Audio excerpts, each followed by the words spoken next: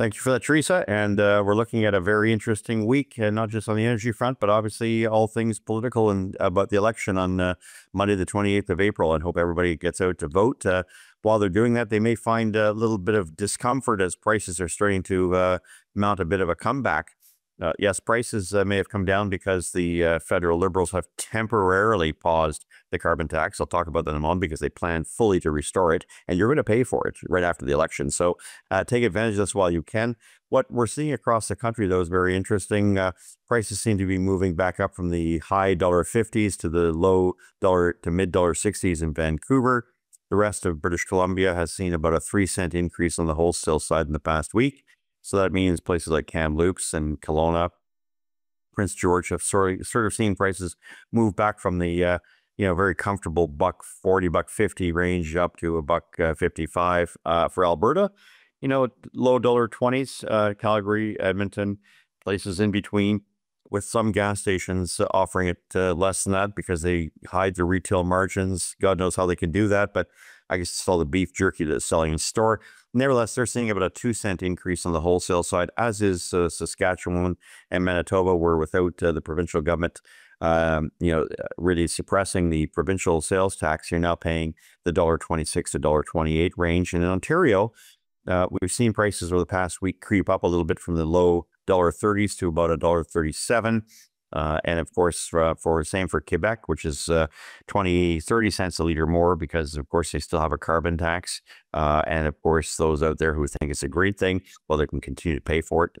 The gulf between Ontario's diesel prices and diesel prices in Quebec is now in some instances as much as 40 cents a liter. So you can imagine transport companies, which are headquartered in Quebec, are now buying all their gasoline in Ontario or the diesel and gas in Ontario. How long before, of course, they turn around and say, well, maybe it's not worth having our head offices in Montreal, might as well make it back in Ontario. Those are the effects of just some of the effects of having a disparity in prices.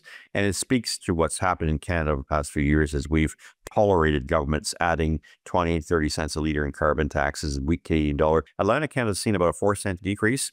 They're likely to see over the next week probably an increase of about 2-3 cents. They saw a 4-cent increase. They're about to see another 2-cent increase as we head speed towards the May 2-4 weekend in Canada and the Memorial Day long weekend. A couple of factors are at play here. One, demand is very strong. Despite those who are really nervous and bedwetting, call it what it is, over the idea that tariffs are somehow going to cause everything to slow down and prices will plummet, that nothing could be further from the truth. And we all know that tariffs are not inflationary. That's not to say it's a good thing, but whether it be a tariff by the Trump administration or whether it be by 7 years of accepting, as Canadians have, carbon taxes and other disruptions to the flow of our number one export, oil and gas, and our number one breadwinner when it comes to revenues made in this country, if Canadians tolerate the destruction and the locking in really of that industry, then tariffs should be a no-brainer and pretty simple for most people to tolerate. Of course, we're looking at the increases across the country, which will likely take place between 2 and 3 cents a liter. But all eyes are going to be focused on what happens on Monday. And I want to be really, really clear with people, not just as a Liberal member of Parliament of 18 years, someone who took the Consumer file for many years on behalf of the Liberal Party, but also someone who wrote the Liberal Committee Gas Report. Teresa, I'm going to show that to you here. In 1998, yeah, that was me.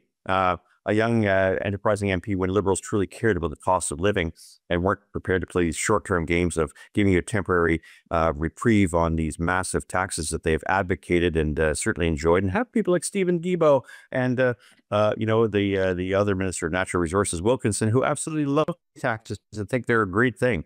So what they're going to do is they're going to get rid of the consumer carbon tax because they know it's unpopular. It's the most efficient, according to their economists, many of them who've been purchased by the Liberal Party over the years and given handsome amounts of money, have always said it was the most efficient way in which to have a carbon tax. Well, now they're going to have to find a secondary alternative to that because they can't do it without the revenue. We know, Teresa, that the federal government didn't get rid of the CRA or those responsible for the civil servants who've been hired for the carbon tax program.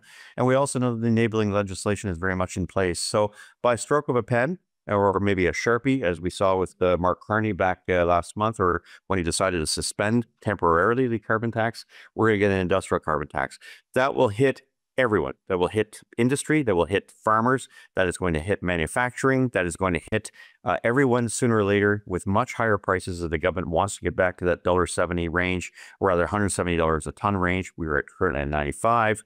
And to get there, it means that if you think by voting Liberal, you're going to see the suppression of these carbon taxes, you're either dreaming Technicolor, or I can get you a great deal on last winter's snow, because you're going to be conned here in a very big way. The carbon tax, the industrial carbon tax, will have two effects. One, driving up the cost of producing in Canada. Second of all, likely leading to some businesses decided to throw in the towel and go somewhere else and then import or re-import their product into Canada. Of course, the Liberal plan is also to bring in the border adjustment mechanism, which will mean that if you try to import from a country that doesn't have a carbon tax, well, you're going to have one imposed on you, or at least call it a tariff. So all those folks who like their Dollarama's and their, their Walmarts and want to save money, guess what? You start buying products from China, which are much cheaper, you're going to wind up with a major tax on it, because China, like many other jurisdictions around the world, don't have a carbon tax. Don't think it's a very wise thing to begin with. Nevertheless, there are many other aspects of this that are going to affect your bottom line. And over the course of the next year, many of you are going to be really, truly regretting your vote for the Liberal Party. And I can't be more emphatic about that. I have nothing to hide here. I've been very clear. EV mandates, carbon taxes would hurt, and they did. Those who ignored me in 2018, 2019, and put aside my warnings are now faced with a significant problem, an economic challenge, one that they can't make ends meet.